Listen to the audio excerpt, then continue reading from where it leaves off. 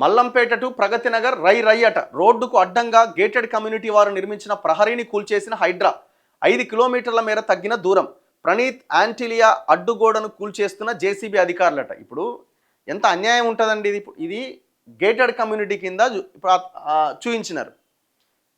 వాళ్ళు ఇండ్లు కట్టుకున్నారు, దాన్ని ఒక కాలనీ కింద మార్చుకున్నారు, రికార్డ్స్లో కూడా దాన్ని గేటెడ్ కమ్యూనిటీ కింద మార్చుకొని వాళ్ళు అక్కడ ఉంటున్నారు.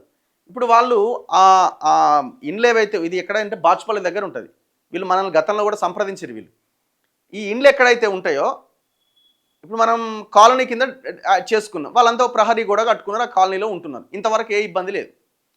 వాళ్ళు వేసుకున్నటువంటి ఆ రోడ్ల మధ్యలోంచే కేబుల్స్ పోయినాయి, లేకపోతే పోల్స్ వచ్చేసినాయి, వాళ్ళ పిల్లలు ఆడుకుంటట్టుగా మొత్తం అంతా ఏర్పాట్లన్నీ చేసుకున్నారు. దాంట్లో ఇంతవరకు ఎవడు అడగలే.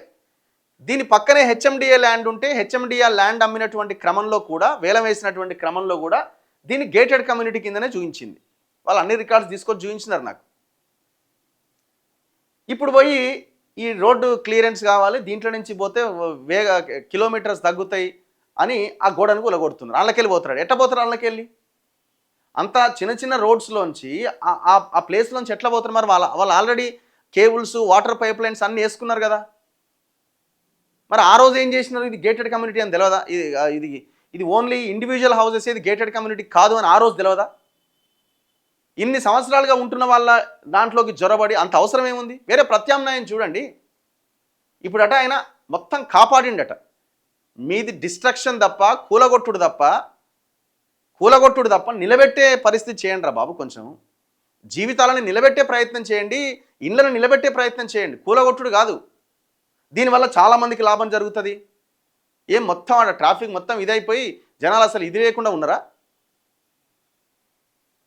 అసలు ఆ రోడ్డు మీద వెళ్తే ఇంకా మిగతా ప్రాంతాలన్నీ ట్రాఫిక్ జామ్ అయ్యే అవకాశం ఉంది. ఇక దీనికి ఆంధ్రజ్యోతి అని రాసుకుంటూ వచ్చింది. చాలా అద్భుతం ఇది, అసలు దీనివల్ల 5 కిలోమీటర్ల వేగం తగ్గుతుంది, 5 కిలోమీటర్ల దూరం తగ్గుతుంది అని రాసుకుంటూ వచ్చినారు. పర్మిషన్స్ ఇచ్చినప్పుడు ముందు ఈ సోయి ఉండదా?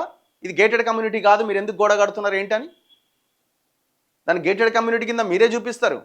అన్ని పర్మిషన్స్ ఇస్తారు, వాళ్ళు రోడ్లు వేసుకుంటారు, రోడ్ల కింద కేబుల్స్ ఉంటాయి, వాటర్ పైప్ లైన్స్ ఉంటాయి. ఇప్పుడు దాన్ని జనరల్ పబ్లిక్ వెళ్ళే రోడ్డు కింద మార్చాలి అని అంటే ఎట్లా సాధ్యమైద్ది? అది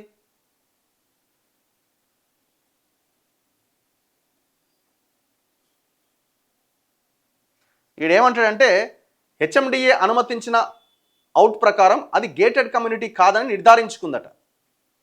మరి గేటెడ్ కమ్యూనిటీ కానప్పుడు మీరు పక్కనే ఉన్న భూములు అమ్ముతున్నప్పుడు దాన్ని గేటెడ్ కమ్యూనిటీ కింద ఎందుకు చూపించినారు? పెద్ద గొడవ అయినట్టుంది పాపం నిన్న వాళ్ళది. 70 జనాల మధ్యలో చిచ్చు వచ్చుడే ఈయన పని మొత్తం.